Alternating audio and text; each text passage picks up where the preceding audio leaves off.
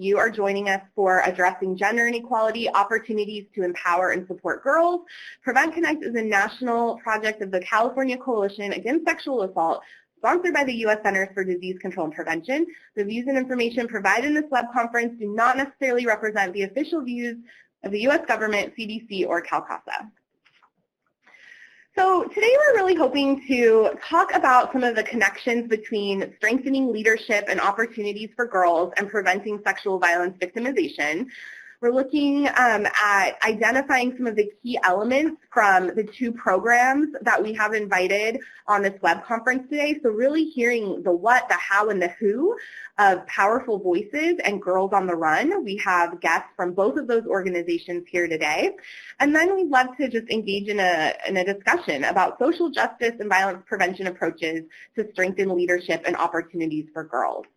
So with that, I want to pass it over to Tori to talk a little bit about girls' leadership and prevention. Sure, thanks, Ashley. So when we look at girls' leadership, we have a lot of really great examples from not only our own field, but from other fields as well. So we know about Emma Gonzalez's leadership in March for Our Lives. We know about all of the young climate activists like Esther Hirsi and Jamie Margolin, who founded 0 Hour Climate Action, and Greta Thunberg as well. We've seen on different social media outlets hashtags like Black Girl Magic that are trending to empower girls throughout all aspects of their lives. So why is this important for prevention? We'll talk a little bit more about that too before we introduce our guests, but it's also important to consider we're shifting gender norms for girls too when we're doing this work. So we're not just focusing on engaging men and boys, but how do we engage girls in this work as well? How are we valuing girls and women as leadership, within leadership, and as agents of prevention and social change? How are we valuing them as they lead our movements? And I also want to bring up a point that came up in our prevention town hall a few weeks ago, and this point is from Tanji Reese and Ashley Thomas when they presented on the BuzzPack curriculum that they had. We want to bring equity not just to the content of violence prevention, but we want to bring it to the delivery of our services as well. So being equitable not just in talking about changing gender norms and things like that, but being equitable in who gets to receive violence prevention services, who gets to be at the center of that. And today we're going to be talking a lot about strengthening leadership and opportunities for girls. This is something that our friends over at Veto Violence in their Violence Prevention in Practice online training have also touched on a little bit, and I'm going to paste a link to this page in the text chat where you all can go through this approach from the technical package and see how building confidence, knowledge, and leadership skills in young women can yield greater outcomes in promoting protective factors against violence. Well, thanks, Tori. So as Tori said, today we're specifically going to be focusing on one of the strategies in CDC's Stop SV technical package, so the technical package to prevent sexual violence. And that strategy is the O in Stop SV, which is to provide opportunities to empower and support girls and women. And even more specifically, we're going to be looking at the approach around strengthening leadership and opportunities for girls. And in previous PreventConnect web conferences, we've looked at the other approach to getting to this strategy, which is the strengthening economic supports for women. And Tori will give you a link to where you can check out web conferences where we looked at that economic aspect of this strategy. But today, we're really going to be looking at the other strategy around empowering girls, supporting their leadership. And so what are the connections to strengthening leadership opportunities for girls and preventing sexual violence? Well, what we know is that empowering and supporting girls through leadership and empowerment opportunities is really an important piece in reducing the risk of sexual violence. So according to the Stop SV technical package, this strategy works through programs that build confidence and leadership skills in girls as a way to then influence their potential in education, employment, and community engagement. So we can then expect that improved outcomes in education, employment, and community engagement would lead to reductions in poverty and low educational attainment, which are both known risk factors for sexual violence victimization. So that's what the connection between opportunities to empower and support girls' leadership is to reducing sexual violence victimization. But Tori also described some of the other positive impacts that this can have. And one thing to point out is that while this strategy really does focus quite significantly on the individual and relationship levels of the social ecological model, there are potential impacts broader around social cohesion and community connectedness, as I think you'll see from our presenters. So with that, we'd love to hear from you all about ways that you're providing opportunities to empower girls and support their leadership in the work that you're currently doing. So please, we'd love for you to use the text chat to answer that question and let us know, what are you doing to provide opportunities to empower girls to support their leadership? What does that look like in your current work? So we will circle back to get some of your responses, because I think we're going to see a lot of really cool things that you all are doing. But at this point, while you all are answering that, I want to introduce you to our first set of guests. And so Britta Tonneson is the Community Services Manager at AWARE, and Natalie Watson is the Girls on the Run statewide coordinator at AWARE. And so Britta and Natalie, I want to pass it over to you now, because you have so much awesome stuff to share with us, not only about AWARE, but specifically around Girls on the Run and the work that you all are doing with young girls in Alaska. So it is all yours. Wonderful. Thank you. Happy Monday, everyone. First, this is Britta. First, we wanted to say thank you to Ashley and Tori for inviting us to be part of this wonderful conversation.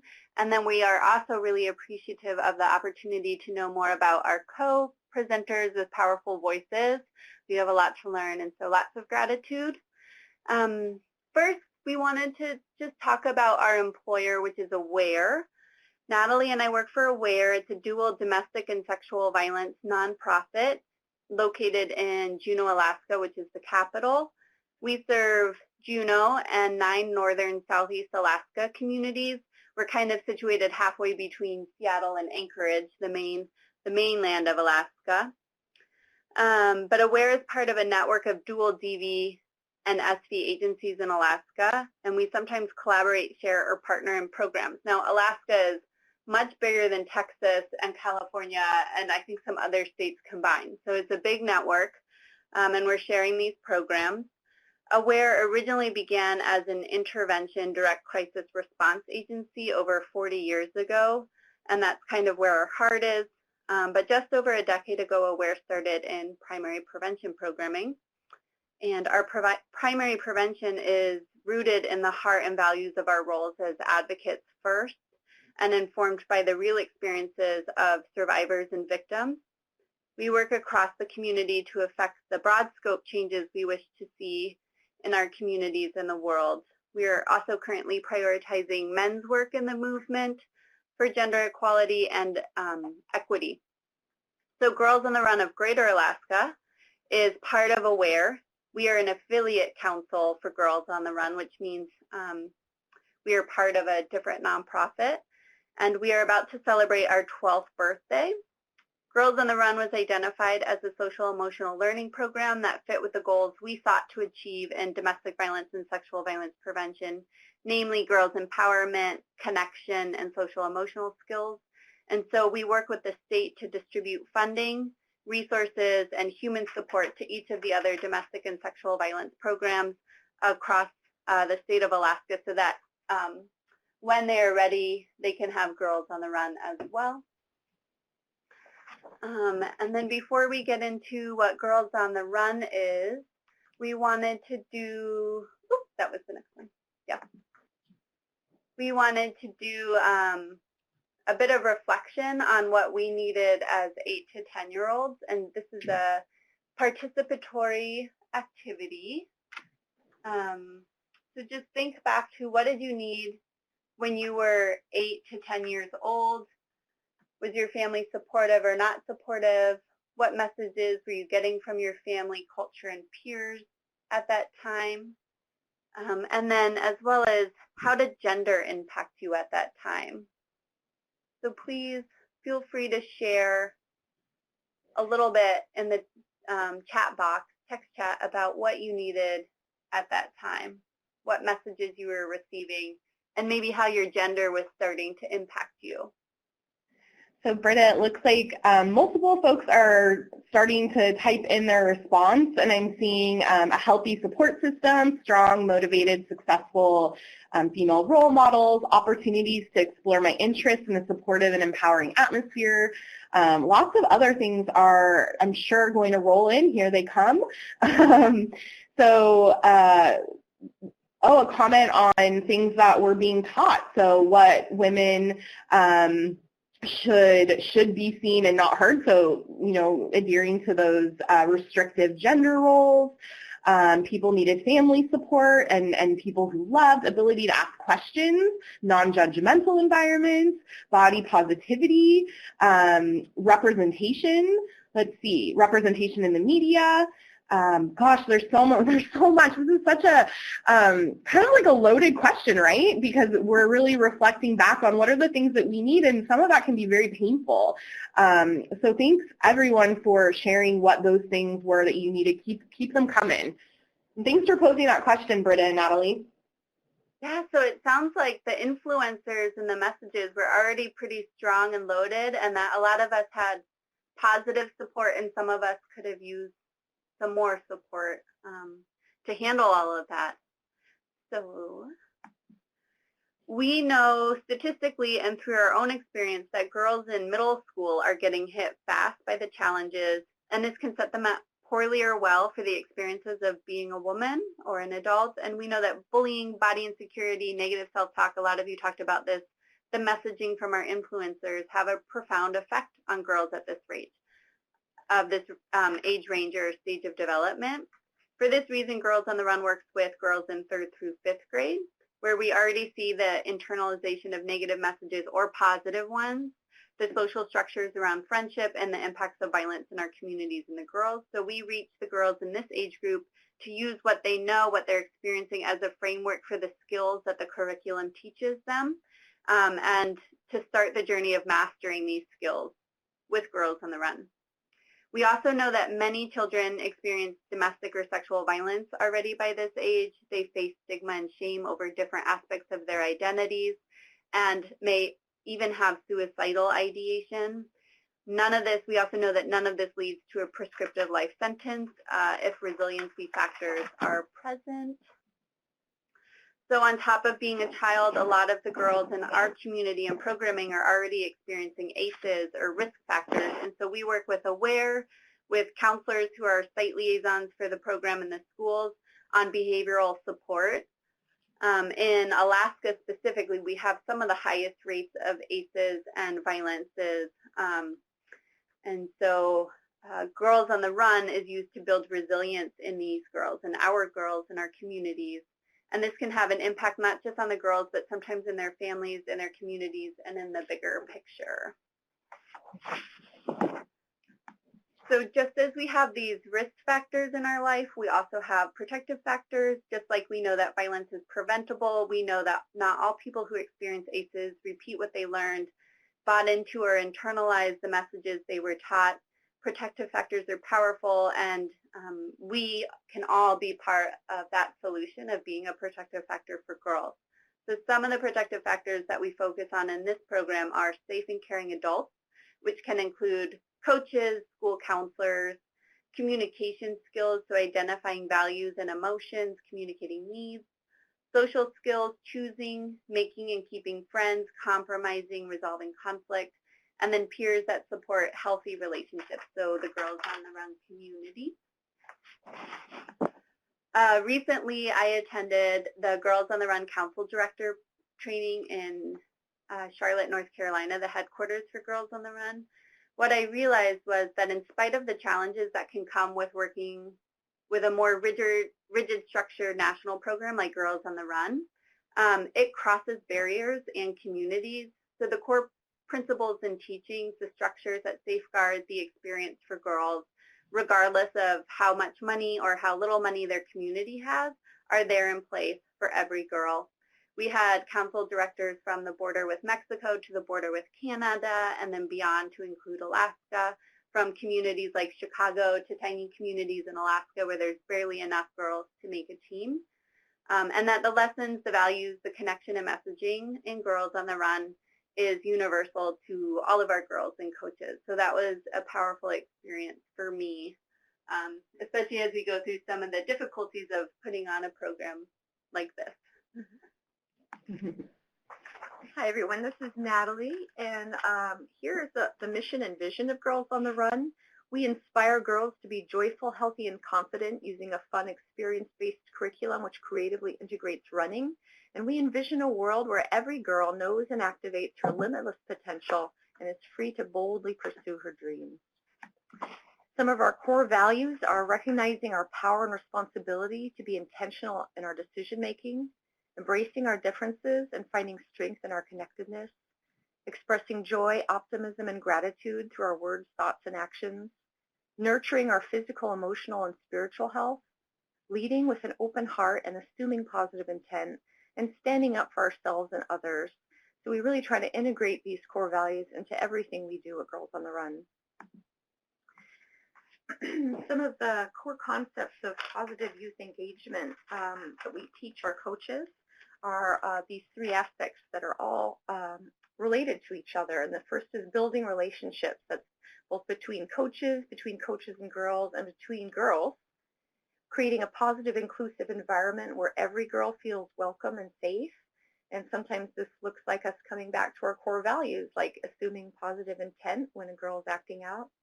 And creating a mastery climate in which all girls are encouraged to thrive. So girls who might have a really hard time running are still cheered on when they reach for their goals. And those goals are different for each girl.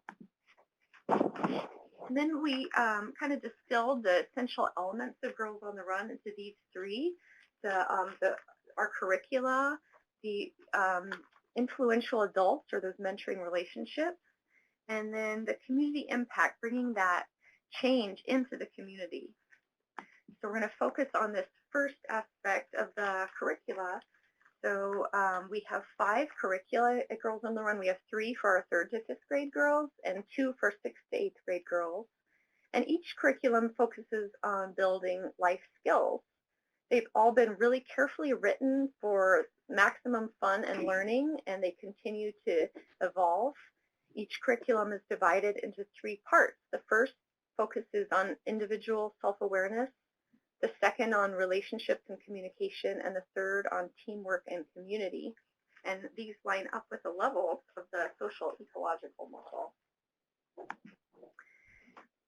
These are the life skills that we're focusing on teaching at Girls on the Run. So a lot of the individual lessons will focus on one or more of these life skills that we all need, all human beings need. So standing up for self and others, managing emotions, self-acceptance, positive social behaviors, making good choices, feeling gratitude, and empowerment. Now we're going to focus on that second aspect that is so essential to Girls on the Run, and those are the influential adults. So this picture is from a recent coach training we led. So these are some really empowered looking coaches who are about to lead a team of girls. Across Alaska, we have about 100 coaches each season volunteering to deliver the program. And of course, there are hundreds of thousands of coaches across the country since the program began in the 1990s. And we always explain that coaches don't have to be runners, they're just passionate about empowering girls. And the people who end up coaching are some of the kindest and most generous people in our communities, and that benefits all of us, and especially our girls. And then our essential element number 3 is that community impact. So it's really key to our program. So throughout the season, girls are learning to celebrate their individual talents and those on their team, to show gratitude by helping others, and all those teamwork skills. And then they put those skills into practice during that community impact project. So in this picture, girls are cleaning up trash around their school. We've seen teams do projects like making care packages for the homeless, hosting bake sales to raise money for various causes. They really love the animal shelter in town. And the process of doing this project is much more important than the result. Other things we do to engage the community, we have a family fun night where we invite our girls, our coaches, and their families to come and have fun. And sometimes at this event, we get the girls to coach their parents through a lesson, which the girls in particular love. And finally, the 5K is what girls are training for the whole season, and it's a chance for the community to come out and celebrate the girls' accomplishment and also be exposed to our powerful messaging. And now we're going to look at why Girls on the Run work. So we've looked at those essential elements, and now we're going into the why. So researchers have identified these 9 characteristics that have been consistently associated with effective prevention programming. So we're going to look at each of these and see how they apply to Girls on the Run in the next several slides. So Girls on the Run uses varied teaching methods like talking and listening, writing and drawing, visualizations, and a lot of experiential learning. That may be the most powerful part of the program. So one lesson has girls getting frustrated in a human knot and having to work through that process. Uncomfortable emotions are likely to arise throughout the program, but we give girls the tools to work through them. And then, of course, the 5K itself is the ultimate in experiential learning because girls actually have to go through the physical effort of training for and completing a 5K. And a 5K is 3.1 miles, and that's a big challenge, especially for our youngest participants, some as young as 8. So girls get a real sense of a challenge faced and overcome, providing a framework for future challenges. So sufficient dosage is also really important. Just like a sick person needs a minimum amount of medicine, we need to provide enough programming to make an impact. So one season of Girls on the Run provides 34 hours of direct exposure to the program. And many girls repeat the program season after season. And we build on this exposure by reinforcing our messaging through parent communications, our community events, and social media. And effective prevention programming should be based in scientific theories of how problem behaviors develop and how they can be changed. So this program uses the latest evidence-based theories of what will prevent domestic and sexual violence, such as creating protective environments, teaching social emotional skills, and deconstructing harmful gender norms. So positive relationships. The next essential characteristic of effective prevention programming is that it promotes strong positive relationships. We make this explicit in the coach training and it's built into the curriculum. Running one-on-one, such as in the warm-ups or during practices, is a really powerful space in which girls can feel comfortable broaching difficult topics. Just last week, I attended a training or a practice, and the coach was sharing that a girl talked about her father moving away and what that was like. And so the coach was able to check in with the counselor to make sure that the girl was getting her needs met.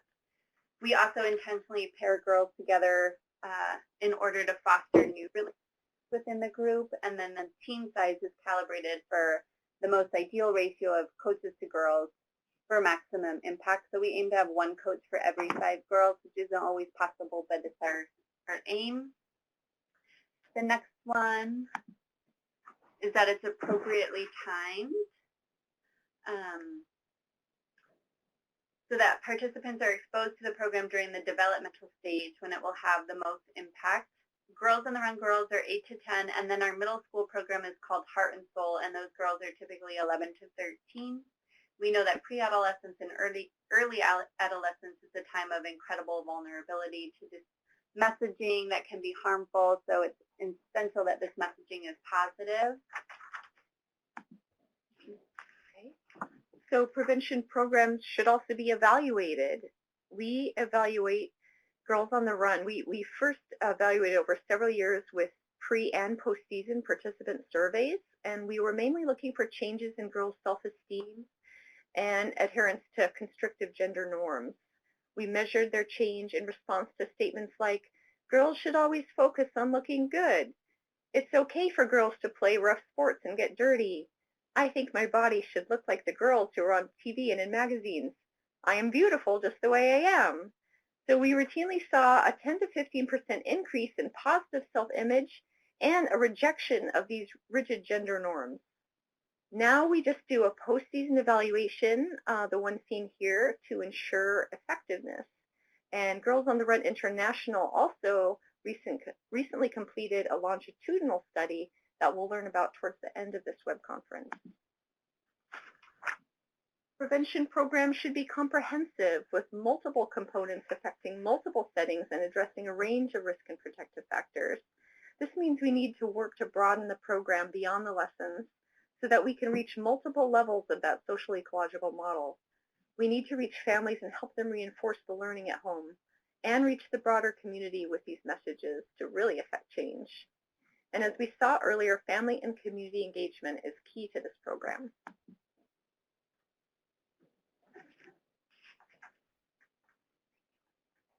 Yeah, I just wanted to maybe go back. So these cards in the picture are part of this little booklet that we give to parents so they can follow along and ask their kids questions based off of what lesson they're in. So that's a really fun component. Oh, and the other picture is from our family fun night where the little girl is coaching her dad through a lesson. Stay precious. The next component is well-trained staff. So we need our programming to be delivered by staff that's sensitive, competent, trained, supported, and supervised. So all of our coaches get trained by the National Coach Training Standards, as well as an online module, so in-person and online training. And then aware staff and some of our coaches, aware staff is required to go through our 40-hour advocacy training and continue training, and then our coaches sometimes opt into that as well, but not always. It's not required. It is for staff, but turnover is one of our biggest challenges, and so keeping well-trained staff going is a challenge. And I just wanted to kind of highlight these awesome women here. They're doing the on-the-ground work to run this program in remote locations across Alaska, from Ketchikan in the southeast to Unalaska in the southwest, Fairbanks in the interior, and Utqiagvik in the far north. So there are some awesome women, and we're lucky to have them. And I also wanted to mention when we go to the Girls on the Run International Summit, it's a lovely sight to look out on a sea of women who are being employed by this program. Okay, so socially and culturally relevant. We know that we cannot separate gender inequality from racial inequality, especially here in Alaska. We have to recognize the historical trauma involved in colonization and continued settler colonialism. In Alaska, this program takes place on the traditional lands of 227 recognized tribes and other migrations and groups. It is important for us to make sure the program aligns both with place-based values and our own efforts at breaking down systems of oppression. This has been difficult for us, and that Girls on the Run is often a fairly structured program, so we have to be very creative. Some adaptations that we are piloting in Juneau is that we are making an invitation to elders to visit the teams, incorporating tribal values into the coach training and lessons, bringing traditional arts, culture, and food into events. Recently at our family night, we had the Native Youth Olympics, which was awesome, form line, painting on t-shirts, and moose stew. And then also at the 5K, we introduced Tlingit words to the girls, which is our local tribe, one of our local tribes. We acknowledge the land that we are on at coach trainings and 5K. We also require that our coaches receive equity and place-based training and encourage them to take allyship actions each season, which we've outlined in stage of readiness. So some coaches might be at an earlier stage of readiness and understanding allyship and equity, and so they might be looking more into readings or kind of learning and getting their toes wet, and others might be more active allies. So being socially and culturally relevant requires that we're flexible, adaptable, and content tailored to be relevant to cultural context of participants. It goes beyond translation and requires some structural modifications to a program. So now we're going to look at who is doing the work, and as we mentioned before, Aware partners with other DVSA agencies across Alaska to deliver this program as one of our violence prevention strategies. And as I mentioned before too, we rely on a lot of volunteer coaches every season to deliver the program. So I want to just give a shout out to past, present, and future coaches and all mentors, everyone who dedicates their time and energy to kids. It's so important what you're doing. And at Girls on the Run, we tell coaches that they are the heart of the program, and this work would not be possible without them, and that is so true. So to wrap up, I want to say our world desperately needs more girls and women to take leadership roles. So let's create a world now where every girl knows how to draw upon her own infinite potential and go boldly forth to pursue her dreams. Thanks for listening. Thank you so much, Natalie and Britta. So I have a couple of questions for you both, but really quick, I want to circle back to Tori because this was one example of a program that's really empowering and supporting girls in their leadership. There's a lot from you all in the audience that you're also doing. And so, Tori, what were some of the things that came up for folks? Yeah, for sure. Thanks, Ashley. So one of the ones, and let me scroll up to it so I can read it as this person had wrote it. So Angelina, thank you so much for your response in the text chat. Angelina told us about Ready to Run is developing a digital campaign school that empowers girls and young women to see themselves as leaders and to run for student government in their schools. And Angelina also provided a link to Ready to Run earlier in the text chat for folks who want to check that out. So thank you for sharing that. I think that ties in really well to Natalie's closing point about making sure that girls have these opportunities to see the greatness in themselves to be able to be leaders now and in the future. A lot of folks have teen advisory councils, groups for girls. Rebecca bringing up athletes as leaders, thank you, as well as supporting a youth-led club that is primarily led by girls of color and changing the social norms of their schools to prevent sexual violence. Yes, and a lot of folks doing other types of group work with girls across various ages using the 8 dimensions of wellness. Thank you, Vicki, for adding that one in too. Great, thanks, Tori. So Natalie and Britta, I had a question. So you all talked about how one of, I think it was the BPM, was that the P was for a positive, inclusive environment.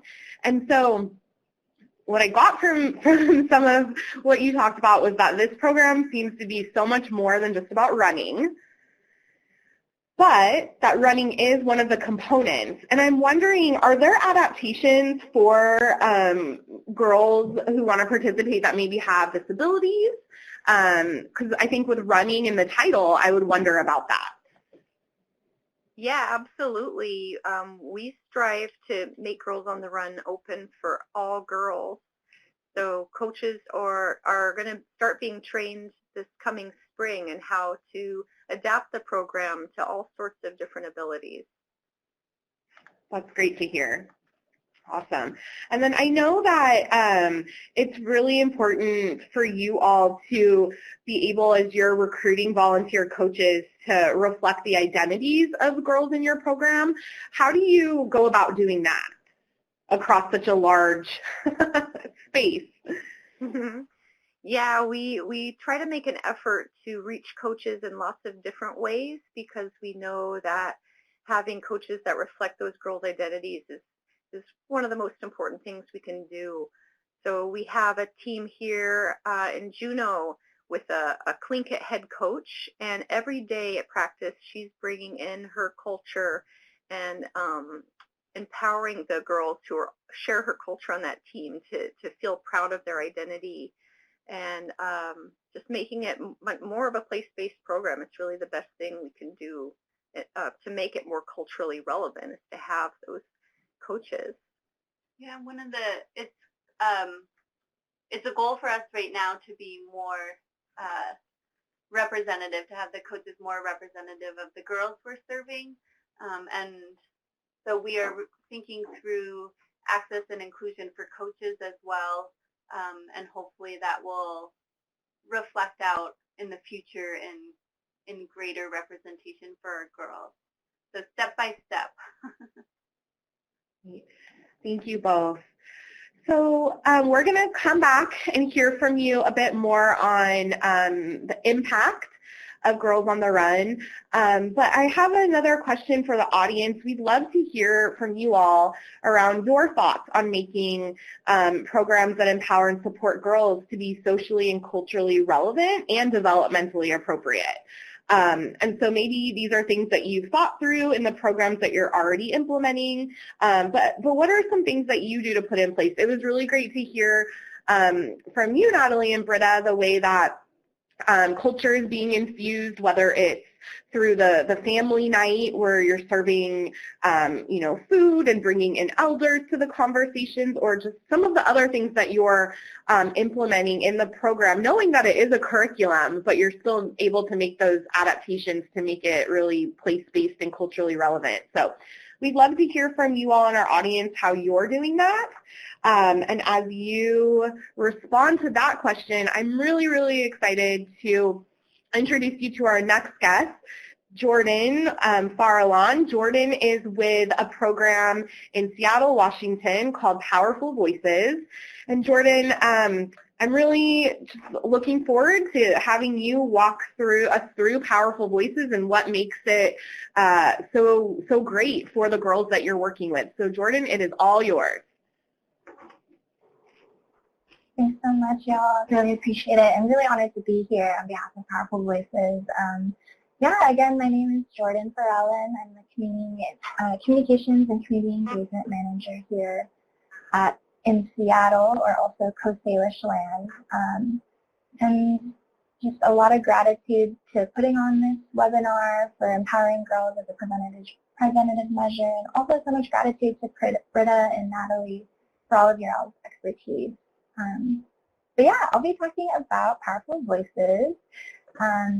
We'll be sharing a little bit about our history, what we do, how the work we do is a prevention model for combating gender-based violence, and what exactly it is that we do. I'll just move along. So Powerful Voices, if you haven't heard about us, we are a social justice organization that serves girls of color, ages 12 to 19, so about high school, middle school age, here in Seattle through direct service programs. And when we talk about girls, we actually use a little asterisk by the word girls, and to us that means anyone who identifies as one. So a young person that's femme, non-binary, trans, cis, we welcome all girls. So our mission is going to be up here on the screen, but since 1995 we've been committed to dismantling institutional racism and sexism, and have been celebrating all the identities that girls embrace. So we've been around for 20 plus years, which is really incredible. And in 2017, about 2 years ago, we changed our mission statement to the one that's on the screen. And it has a focus on girls of color specifically, and emphasizing the action of building community and the action of girls to take on issues that impact their communities of color and also their diverse gender identities. Something really awesome was that we had the opportunity to co-create the mission with young folks in our program. And it is a little lengthy, but it is to create brave spaces with girls of color to take charge of their own power as leaders, igniting their abilities to confidently express themselves, build community, and act against injustices affecting their lives. So a lot of that language is really intentional. We say brave space instead of safe space because, you know, as we are all violence prevention workers or intervention workers, we know that violence is in this world going to happen in some way. Harm will happen in some way. So it's almost impossible to create a truly safe space. But in that, we do want to have spaces that people can feel brave, that people can feel like they have strength and power to be themselves and navigate the spaces that may feel a little unsafe for them. We also ensure that our staff, similar to Girls on the Run, reflect the girls that we serve in our program. So because all of our girls are girls of color, we want our staff to reflect that as well. So all of us are women, non-binary, femmes of color who have identified at one time what it means to be a girl. And this is a really pertinent piece of our work. 80% of our board members also identify as people of color, so really trying to level up the different ways that adults in our system can also reflect the girls. And 90% of our adult allies, who are one of our long-term volunteers, are also identify as women and femmes of color. A really powerful community building happening. All right, so our programs, we serve about 300 girls each year through different programs and community events, but I'm going to go over our 3 core programs. So first are our employment programs. These are out-of-school, 6 to 12-week long paid programming opportunities for young folks who are about 14 to 19 years old, so about high school age. So while working with you know, a gender-specific group, they'll investigate topics like gentrification, colorism, food justice, and the like with the backing of fellow girls of color. And each employment program culminates into a project where the young folks are able to process and then present their social justice learnings into something a little bit more tangible. So in the summertime, they co-create what's called like a zine, like a mini self-published magazine filled with poetry and collages and art. In the springtime, our employment program called Activistas, they'll present a workshop on an issue they're passionate about at our annual Girlvolution conference, which yields about 260 community members each year, which is particularly powerful because oftentimes the young folks that present at Girlvolution, the Activistas, they are about 14 to 15 years old and doing public speaking for the first time, and then talking about something that is really special to them, like immigration, gender stereotypes, and more. Our second program. Jordan, oh, yeah. Sorry, I just wanted to, so the slide before this one are about your employment programs. That was from after they spoke at the Girlvolution conference. Is that right? Yeah, it is. This is our 2017 Activistas group. They just had all finished their round of the conference, and so you can tell they're just so excited and happy and proud of themselves too. Absolutely. You can just, yeah, there's so much joy and power in that photo. I just wanted to point that out. So I love that photo. Oh, yeah, thank you. Yeah, it's one of my favorite photos. Thanks for shouting that out. So our cultural enrichment programs are both in and out of school programming for middle schoolers. So middle schoolers are introduced in interactive curriculum around topics that are more like 101 social justice based, more like how to distinguish between healthy and unhealthy relationships, consent, and also generally just navigating the world as a girl of color. And so these more, I guess, quarterly programs also end up with a culminating celebration where young folks facilitate some of the activities they learned in programs, similar to how Girls on the Run does it. And then our last program is student advocacy. So our 2 brilliant student advocates provide one-on-one support to about 20 to 30 young folks, 15 each, to create tangible goals that are personal and relevant to young people's lives. And they're also hoping to be in a different kind of relationship to young folks as service providers. where they also offer emotional support as well as access to resources. But many of the goals in general are related to improving young people's connection to the education system by decreasing things like truancy and creating more positive relationships with adults and peers at school. The student advocates also help co-create solutions around housing, food instability, and more. But the last half of my presentation, we just really wanted to talk about why we believe, or what we believe in and why we believe our programs work and our core tenets. And we have three kind of magical pieces that we're trying to practice in order to create the most effective programming for girls of color. And they are anti-adultism, having a strengths-based framework, and being trauma-informed in our practice. So some of these things are things that you've probably heard in the violence prevention world, but I'll be going over each one in a little bit more depth in the following slides, but also know that they're just so intertwined with one another. They're so interconnected that they can kind of flow pretty well into each other. So they really speak again to one another and can be a really incredible powerhouse for relating better to young people and helping us bring young people into their own agency.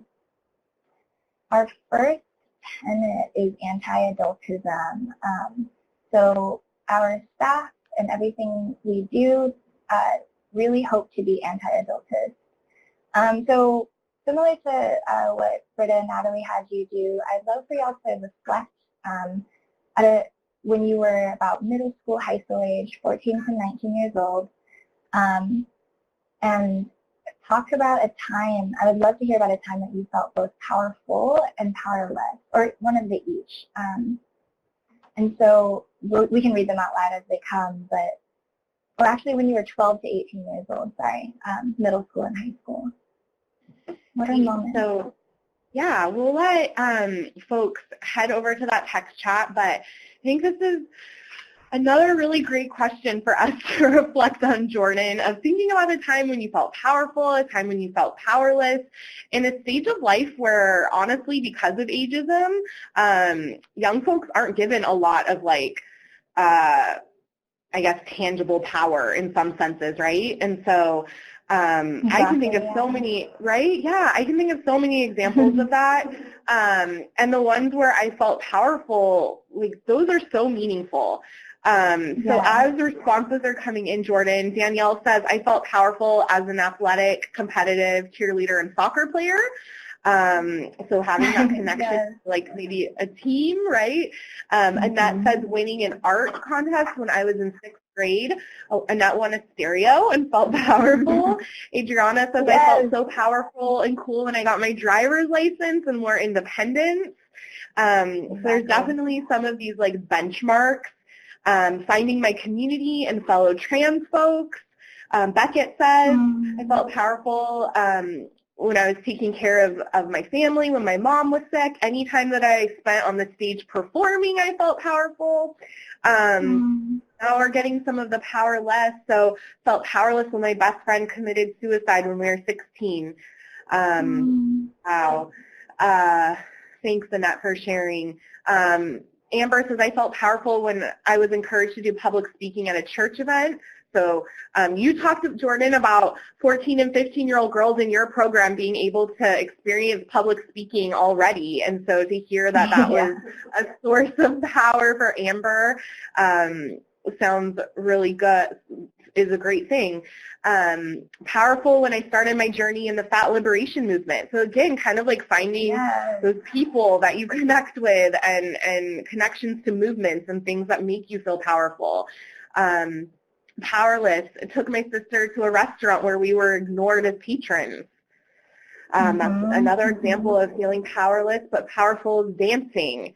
Powerless because the men in my family tried to control everything about me in my life. So thank you so much, everyone who's contributing to this conversation and these answers, and those of you who are joining along by viewing them. And yeah, Jordan, I'm going to pass it back to you, but folks, please continue. We'd love to just continue hearing a time when you felt powerful and when you felt powerless, and really thinking about how that can inform the work that we're currently doing.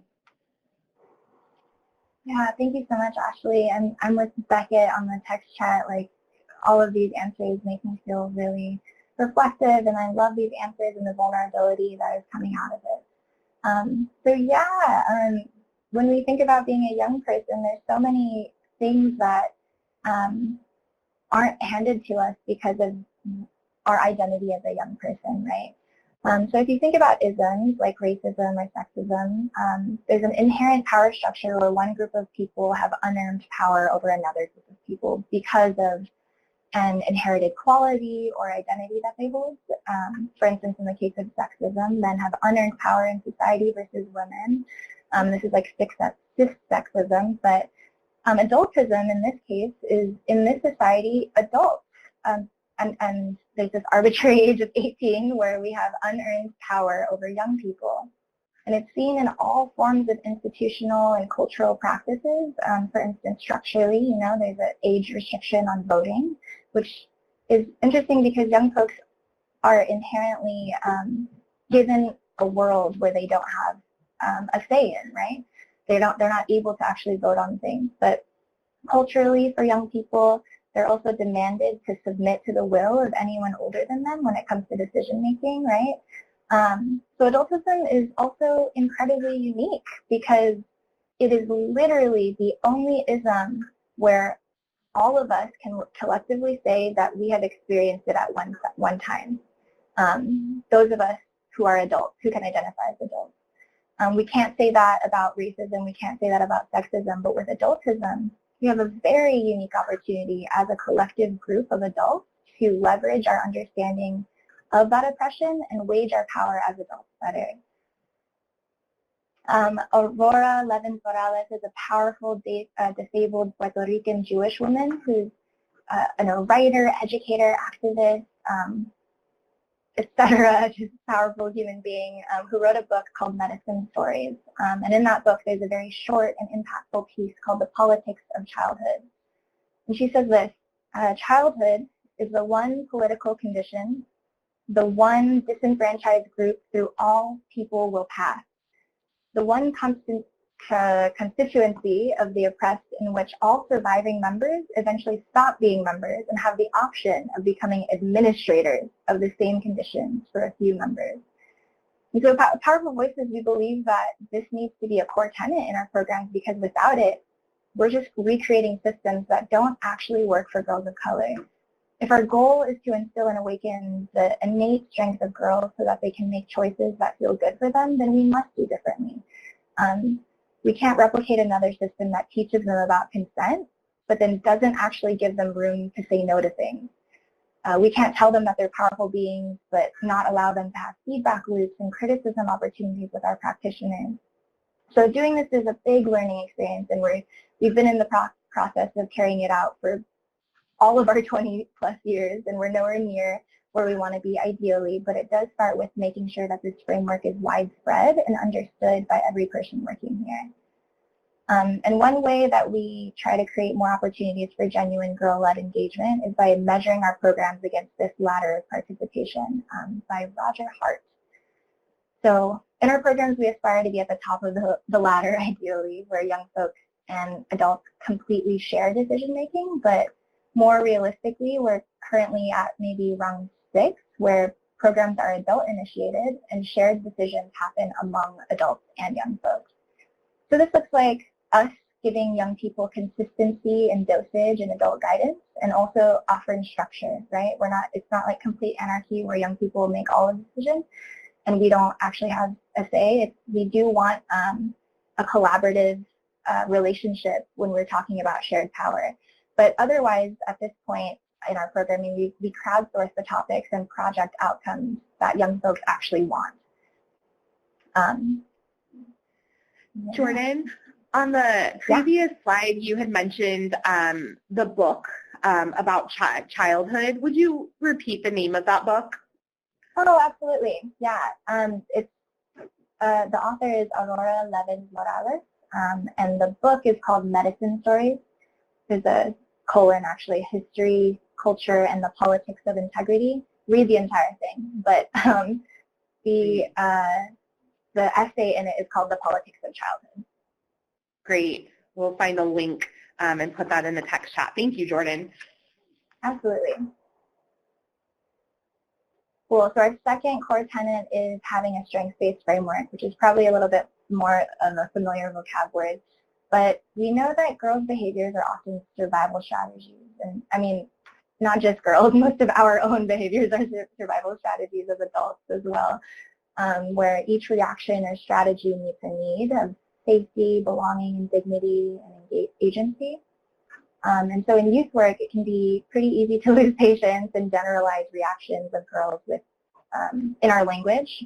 And when it comes to girls of color, a lot of adults' reactions and responses to them are not strength-based and can also inherently be a little coded or racist, which is kind of the deficit-based example I wrote here on this slide. And so oftentimes it's our own biases that come out when working with girls when we lack the full picture.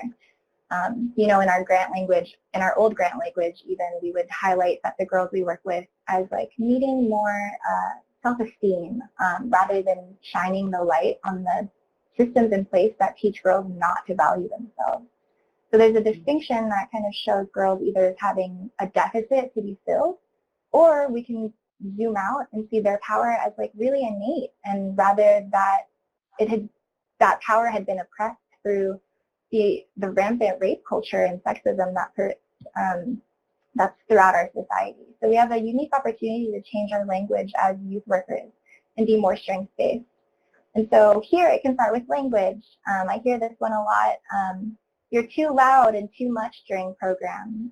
And my counter to make it strengths-based is by highlighting the need that I see that she's filling by taking up that space and changing it to, you know the power of your voice, and I can tell that you value connecting with people through that voice. So how can we shift this behavior so that we can help other people also use their voices? And this next part, I'd really love for us to practice how to change this statement into being a little bit more strengths-based. So the prompt is, it's impossible to get any information from her. She's a closed book. Why is she here if she doesn't want to participate? I'm not saying any of you have said this, but how can we identify what need is being filled here by her being quiet and keeping to herself? And then how can we shift that to be seen as a strength? And how can we highlight that out loud? So yeah, if you can try and adapt this statement. Great. And I think too, Jordan, and maybe you all have experienced this as well, when we're working with youth, but specifically girls, you know, a lot of times some of the things that happen where I think maybe like the adultism piece of us would be like, oh, they're acting out, or why are, you know, their behavior isn't great. A lot of times it's also like we have to remember that a lot of young folks and girls, and I think Britta highlighted this earlier, they've already experienced trauma by the time that we're working with them. Yeah, exactly. Right? So, and I think that so we have to really be aware of that as well. So some responses are coming in.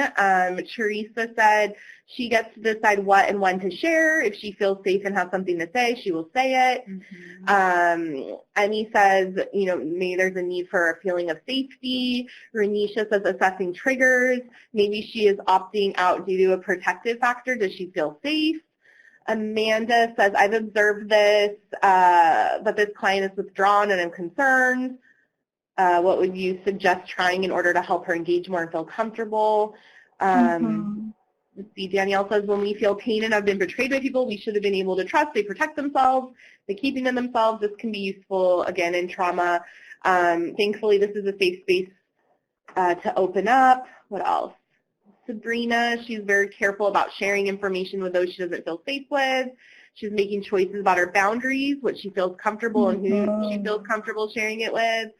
Amber says this is something that Amber's experienced with girls. I understand that it's hard to open up when someone has hurt you, and guess what? Me too. I understand that some children have been in programs that judge them based on their behavior and sexist norms. I let them know that my environment is to learn from each other's experience. Those are some of the answers that yeah. Perfect. Yeah, these are all great answers, and they come from a really, strengths-based way, really understanding at the root of what it means to be a little bit more withdrawn during programs.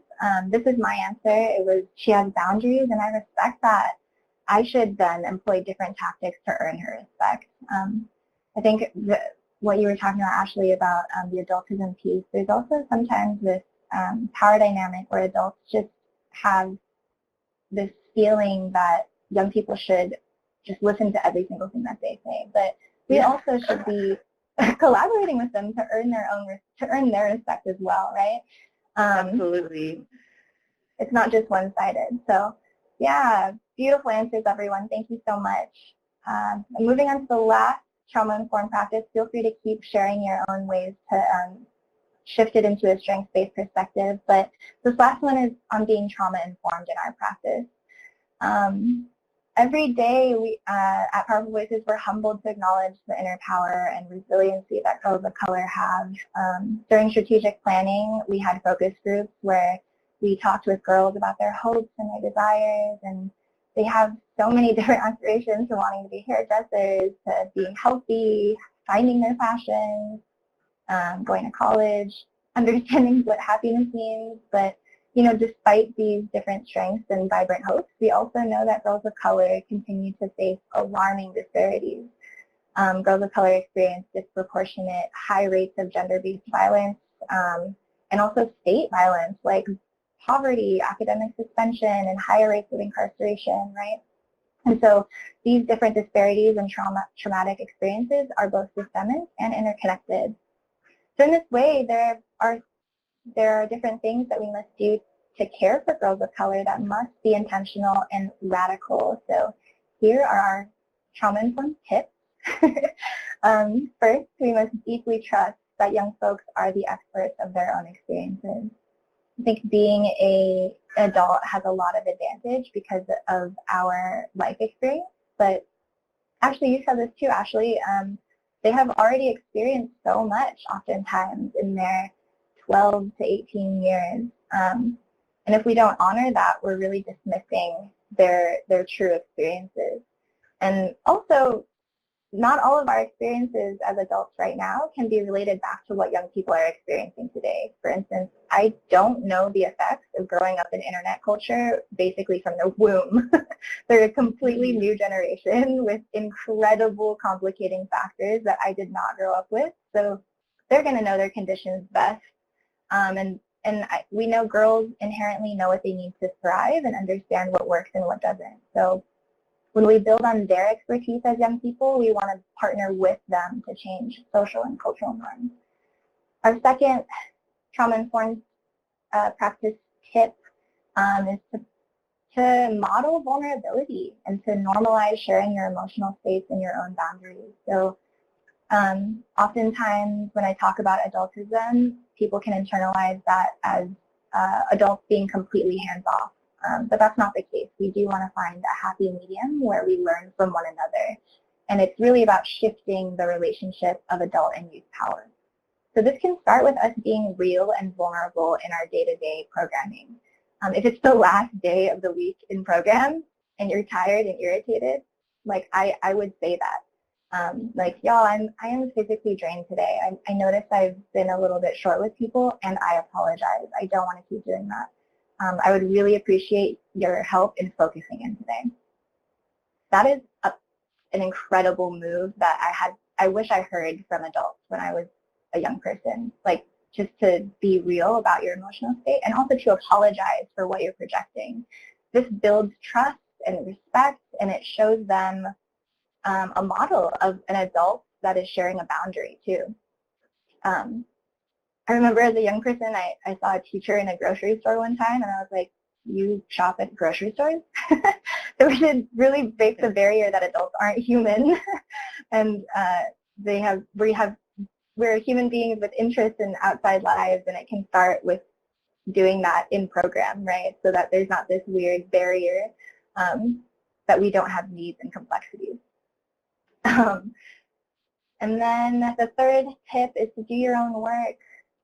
Intentional prevention work starts internally. One of the incredible people that we have the honor of working with is Brianna Herman Brands, who is a youth worker and somatics teacher, and she constantly reminds us that we tend to both repeat and try to heal our own history through interactions with young people. So we want to decrease how much we project our own experiences and our own coping strategies onto youth. And to do this, we need to increase our awareness of our own history and increase our intention. So asking ourselves daily, what did I learn in my childhood that I want to pass on to young people that I work with? Is this like, what positive messages about life and relationships did I learn that I want to continue, and what did I not want to continue and pass on as like, what are harmful messages about life and relationships and sense of self that I internalize as a young person that I don't want to recreate? And there are also some other questions that I won't spend too much time on, but it can be kind of like a worksheet that you can do as a youth worker to identify, just in general, like, what is a hard safety strategy that's difficult for you to work with, and how do you respond? And then going a little bit backwards is like, what have your life experiences shaped how you respond to these strategies? And how then can you be a little bit more strength-based with yourself? How would you respond with more empathy and emphasis on your strengths in order to shift your own response? And then moving on to our very last point is to take care of your fellow staff members. We know that secondary and vicarious trauma is real and powerful. We are often working with girls who have a lot of intersecting oppression, whether it comes to their housing crises, truancy at school, unhealthy relationships with adults in their lives. And so that takes a toll on us as people doing direct service, right? Some of the things that we've tried to do at Powerful Voices to institutionalize a culture of self-care is to have a trauma stewardship counselor where direct service, well, actually all of our staff members are able to have access to a counselor to process the secondary trauma. We also have self-care hours that count as our work hours, where we do something that will help us navigate our days a little bit more healthily. We also have things like a wellness fund, so actual monetary funds that are geared for self-care. So if there's something that we want to do, like a massage or going to a concert that'll increase our wellness, we are able to utilize that fund. Yeah, so really having, creating an institutionalized way to really propagate self-care and addressing that secondary trauma is happening in some shape or form. So with that, I'll close up. There's so much there. I really appreciate each of you, almost 200 of you, for listening. We will be going over evaluation and impact in just a few seconds, but I guess I won't take questions now. Is that right, Ashley or Tori? We'll wait for the end. Sure, yeah. And if folks have specific questions for Jordan or for Natalie and Britta, please feel free to put those in the text chat and we will do our best to get to them. Jordan, thank you so much. Tanisha said in the text chat, I love the idea of thinking about what positive messages to pass on to young girls. And so I just wanted to bring that to your attention, highlight that, call it out. And then also, something that I thought was so important is really like reflecting on our own context and how we're showing up and what our experiences can mean for how we pass on that positive messaging, right? Because I think when you said, how do we be more strength-based about ourselves? That, you know, that's such a good question. So thank you, Jordan. Yeah, so we wanted to, so we're going to come back to Jordan in just a minute. We did want to bring you all back into this conversation that we've been having and just think about how you can apply socially just processes to empowering and supporting girls in your programs. And so I think that Jordan highlighted some really important components of powerful voices and how they are able to do that, from the strengths-based approach to co-collaborating with the girls on decision-making. So maybe those are things that you all are doing, or maybe you have other examples. We'd love to hear about that. So please feel free to pop that in a text chat. I wanted to go now and talk a little bit more about the impact of both Girls on the Run and Powerful Voices. And so I will say that, you know, both of these programs are not like at their core, or maybe I shouldn't say at their core, they're not specifically rape prevention programs, but they really fill the need of rape prevention programs. And I think that that's something that excited us about having Girls on the Run and Powerful Voices on as guests. So Natalie and Britta, we want to bring you back to talk a little bit more about some of the impacts that Girls on the Run has made. Yeah, so we're looking at some conclusions from a longitudinal study that the University of Minnesota completed in 2016. So they surveyed girls who were in Girls on the Run and in just a sports program, and saw that girls in Girls on the Run came away with more of these social emotional skills. And they also found that girls, even 3 months after the program had ended, retained these skills. So that's really exciting. I also wanted to mention that since we've been around for almost 12 years now here in Alaska, some of our girls have gone through the program and then grown up and then joined us either as a coach or as an intern. We actually had an intern last year. We called her our Girls Empowerment Youth Organizer, and she still remembered being in Girls on the Run and how that changed her and made her feel more empowered. So that's some of our impacts. Britta, you want to mention anything? Yeah, I think specifically she mentioned that she had never really felt that comfortable in her body, and it made her feel like she too could be an athlete or do something physically hard.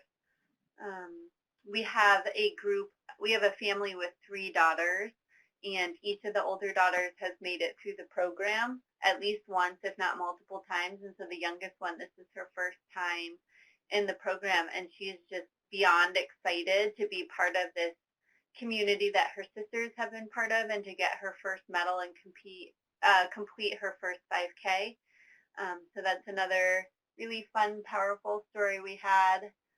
And then on a previous one, conversation with PreventConnect, our previous Girls on the Run coordinator, Kirk, talked about how his niece preferred, she was asked, what was the best thing you did last year? And she had gone to a Taylor Swift concert down in Seattle, I think. And she said, the Girls on the Run 5K.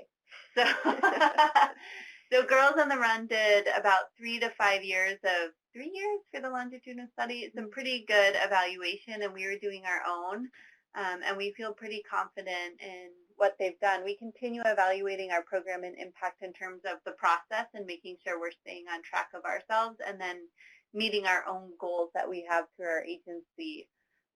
But statistically, nationally, the program is very solid when implemented with fidelity.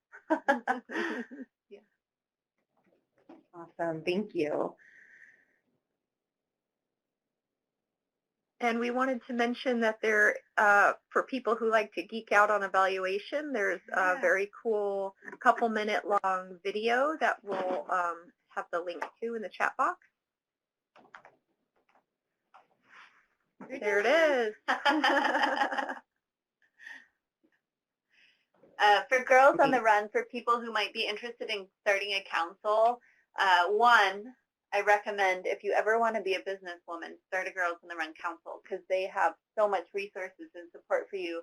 But they offer a ton of support around evaluation and board management, all these other different things. So it's a big program, but don't shy away, because you become part of this super supportive family, and the resources are there to make it happen. Great. Thank you both so much for sharing some of that. And yeah, I really encourage folks to get click that link for the YouTube so you can view that video explaining more of the impact of Girls on the Run and how do you measure a girl's potential, which is a really good question.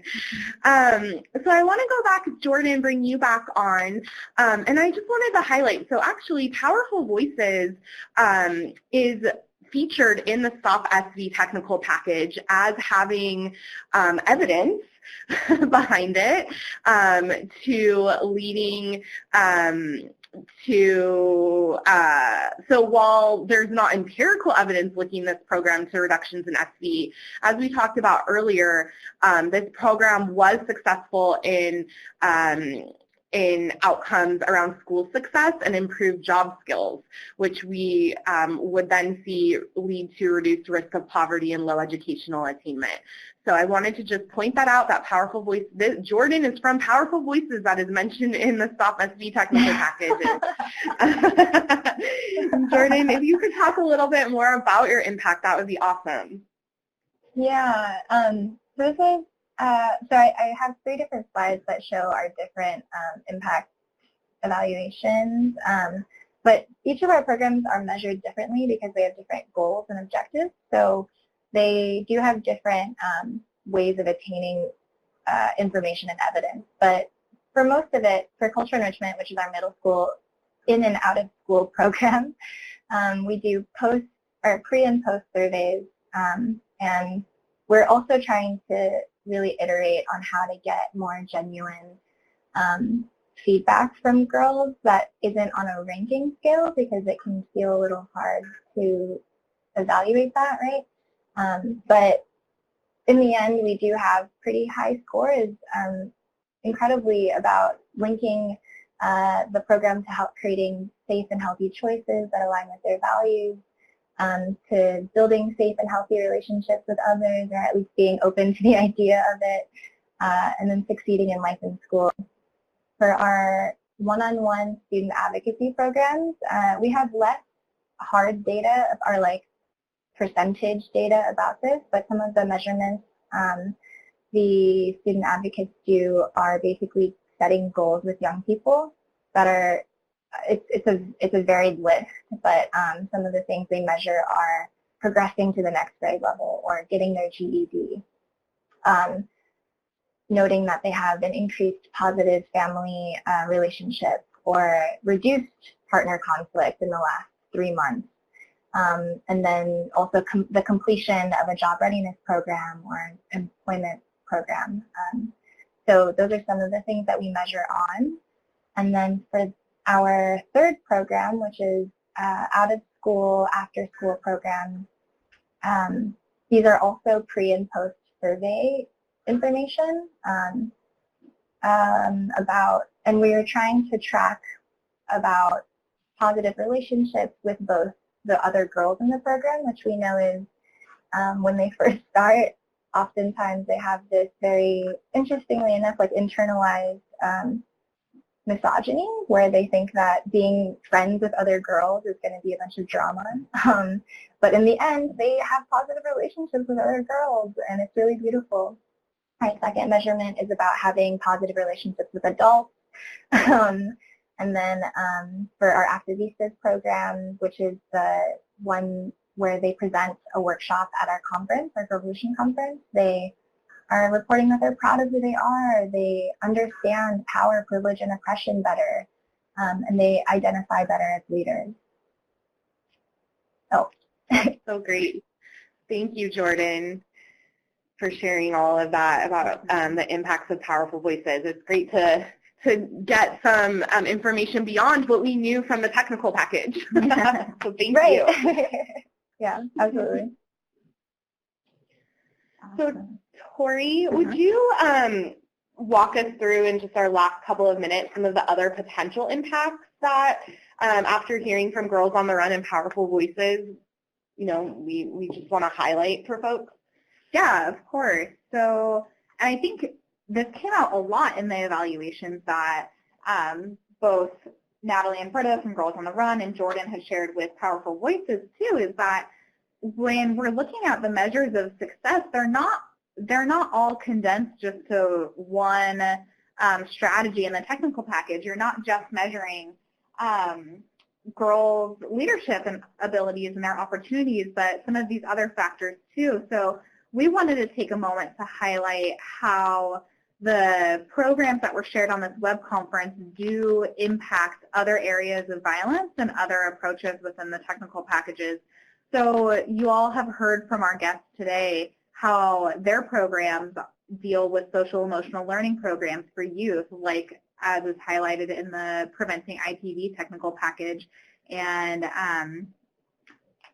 let me get a link to that one in the text chat as well for you all. We also see how this can impact preventing ACEs, again, with teaching social emotional learning and connecting youth to caring adults and mentorship programs. So it connects to preventing adverse childhood experiences, and that's something that that Girls on the Run specifically addressed in their programs too. It also connects to preventing suicide with promoting connectedness. Again, social emotional learning comes up again when teaching coping and problem-solving skills for youth too, and that community engagement piece with promoting connectedness. And finally, with preventing youth violence, the mentoring and after-school programs that are common across both of the programs that you all heard from today connect youth to caring adults and activities and can have an impact there. So what the takeaway that we want you all to have on this is that not only do these programs promote protective factors and reduce risk factors against sexual violence, but programs like Girls on the Run and Powerful Voices and the key takeaways that they have from today can also create bridges to preventing other forms of violence too, and promoting these healthy, whole, and safe communities that our girls interact with and live in every day. Awesome. Thank you, Tori. So if there are, so we only have a couple minutes left, if you all have questions for our guests that we did not get to today, they have all been happy to share their contact information with us all. So contact information is on your screen. You are also welcome to contact Tori or myself if you have questions or want to get linked up with Britta, Natalie, or Jordan. So feel free to do that. But I just want to first of all, I want to thank you all in our audience for joining us today, for engaging in those conversations, and for the work that you are doing. And then, of course, Jordan, thank you so much for coming on this web conference and sharing more about Powerful Voices and the impact that you all are making with girls of color in your community. Natalie and Britta, thank you for coming on and sharing about the work that Aware and Girls on the Run is doing across Alaska. It's so great to hear about your programs and for us to think about what those implications are for some of the other prevention work that's taking place across the country. So thank you all so much. Tori, thank you for your support and help in walking us through some of those other connections. And once again, there are many places where you can connect with us online. So please do so if that is of interest to you. This web conference was recorded, so we should have the recording available within a couple of days, and you'll receive an email when that is, when you're able to access that. So if you wanted to share this or if you missed any of it, that will be available for you. So thank you all again so much. I hope you all have a wonderful rest of your Monday. Oh my gosh, it's a new week. We don't typically do web conferences on Monday. So enjoy, and we hope to see you again on a future PreventConnect web conference. Take care. Bye-bye.